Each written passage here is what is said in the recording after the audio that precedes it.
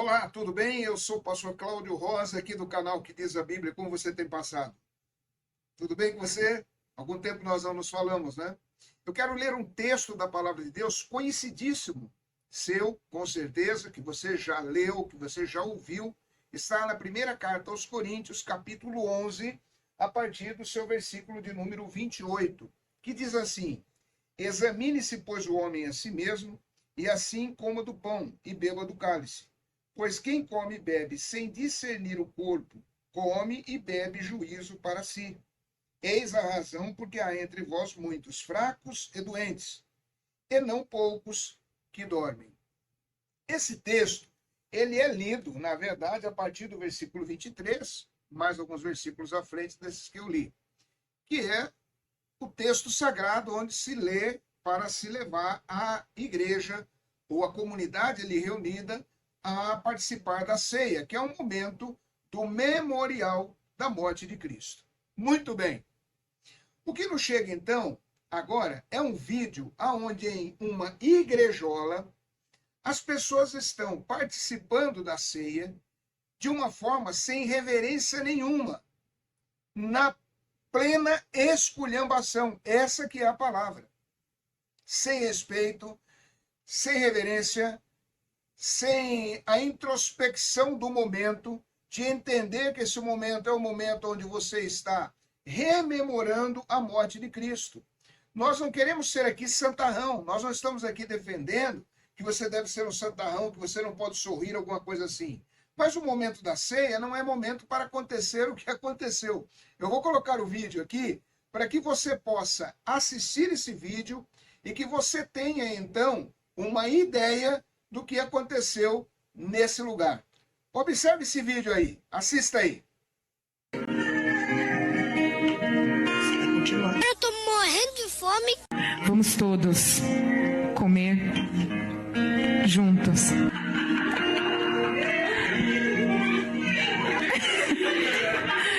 Ah, não, gente, o bispo vai pegar outro pedaço de... Da próxima vez aí, levanta aí uma equipe de teatro para fazer uma peça.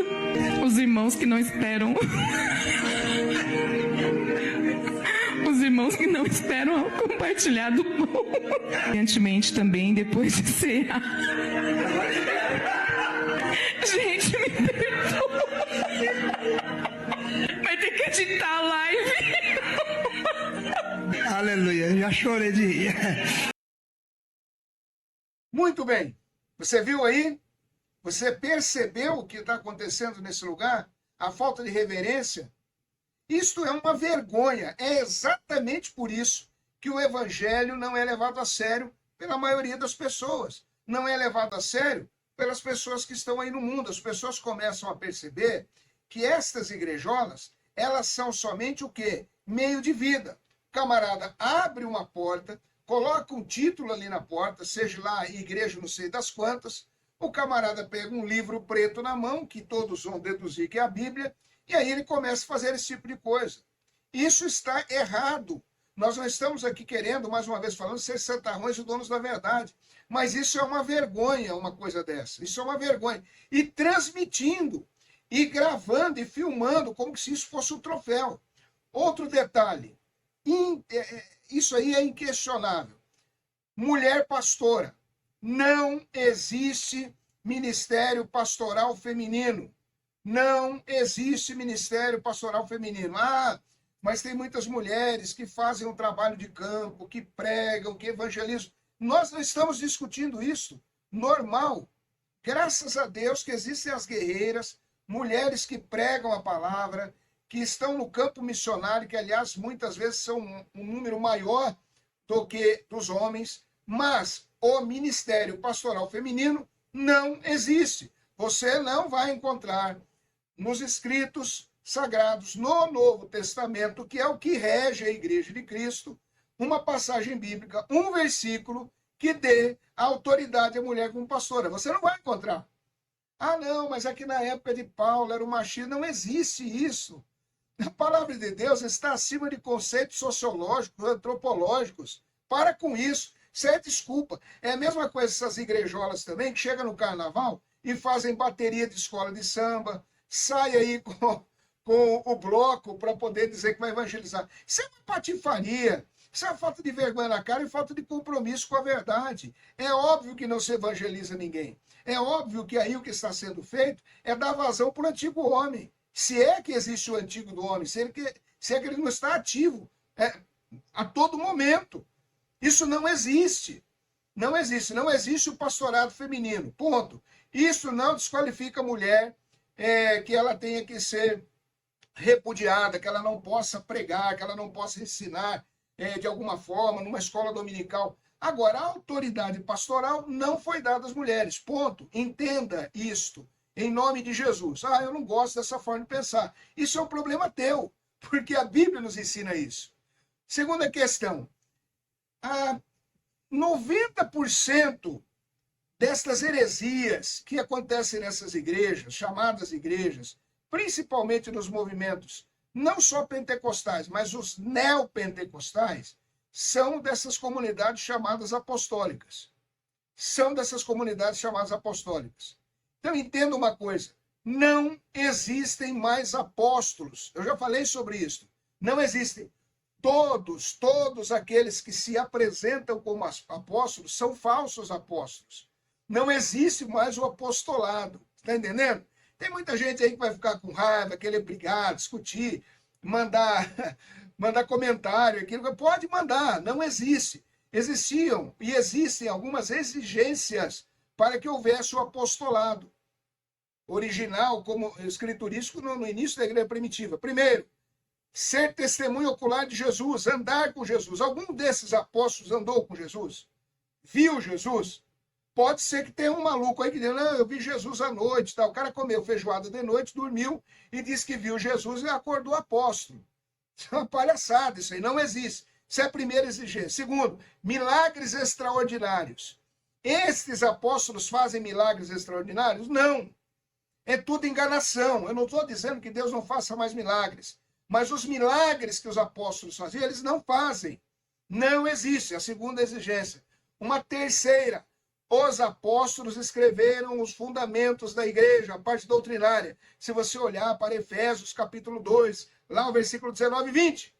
Existe algum desses apóstolos chamados perdidos aí pelo Brasil e pelo mundo que escreveram algum texto bíblico? Não. Então, isso é uma conversa fiada. Não existem mais apóstolos nos mesmos termos dos 12. Quando Judas morreu, os apóstolos tiraram a sorte e caiu em Matias. Matias foi no lugar de Judas. E depois, por último, Paulo, que ele até se considera como um abortivo. Mas o que aconteceu? Você lê lá em Coríntios, quando Paulo ele é visitado pelo Senhor e ali ele recebe as instruções. Ele mesmo diz que ele não recebeu as informações do Evangelho, ele não recebeu o Evangelho de homens, mas diretamente do Senhor. Essa é uma exigência. Por isso, Paulo também é um apóstolo. O resto são todos falsos apóstolos. Se você é um apóstolo, você está enganado ou está enganando alguém. Simples assim. Se você é uma pastora, você está enganada ou está enganando alguém. Simples assim. Outra coisa, se você visita, se você faz parte de uma comunidade cristã e que não existe uma reverência, que não existe um ensino bíblico sério a respeito da ceia, a respeito das doutrinas centrais da palavra, meu amigo e minha amiga, pule fora desse lugar. Pule fora desse lugar. Porque hoje o que está sendo ensinado é que a pregação do evangelho tem que ser um momento pirotécnico. Ou seja, tem que ter fogo, tem que ter língua estranha, tem que ter alguém correndo, pulando, alguma coisa assim. E aí eles até se escoram naquela passagem bíblica que diz, aonde está o Espírito, ali a liberdade. Quando Paulo escreve sobre isso, ele está falando, aonde o Espírito Santo atua na vida das pessoas, há a liberdade de você entender a salvação, a graça maravilhosa, que os judeus não têm, porque eles já têm aquele véu, que é a mesma coisa que Moisés colocava o véu para eles não poderem ver o rosto de Moisés. Meu Deus do céu! E essa questão, esse assunto, ele é claro como a luz do meio-dia. A verdade é assim, a grande maioria das pessoas, escute o que eu estou dizendo, estou falando isso de cátedra, a grande maioria das pessoas querem um evangelho mamão com açúcar. O que as pessoas querem é somente se dar bem no aqui e agora. Eu vou ficar rico? Eu vou ser curado? Eu vou resolver os meus problemas de relacionamento? Esse é o tripé dos dilemas humanos. Então, quando você tem um malandro que sobe ali no picadeiro e ele fica ensinando as heresias para as pessoas, dizendo, olha, se você vier para cá e fizer uma boa oferta, até um desafio daquilo que você nem pode entregar, mas você faz uma oferta extraordinária, você vai colher frutos extraordinários. Sempre levando para a questão da prosperidade financeira. Quer dizer, o camarada vai receber uma carreta de dinheiro. Ele vai receber o dinheiro que ele não esperava. Meus irmãos, você consegue ver na Bíblia algum texto que diga para você tomar cuidado com a pobreza? Tem algum texto? Não tem. Muito pelo contrário, a palavra de Deus diz assim, que você deve tomar cuidado com a riqueza. Esses miseráveis, eles ensinam isso, ao contrário, que a pessoa tem que ser rico, ter o bom e o melhor, vai comer o melhor dessa terra. E aí, eles fazem também uma confusão proposital. A grande maioria deles fazem isso propositalmente, não é por ignorância, não é por falta de conhecimento bíblico, é proposital, maldosamente. Eles fazem uma confusão entre as promessas da igreja e as promessas de Israel. As promessas de Israel são promessas terrenas. As promessas para a igreja são promessas espirituais. A segunda questão está nos relacionamentos.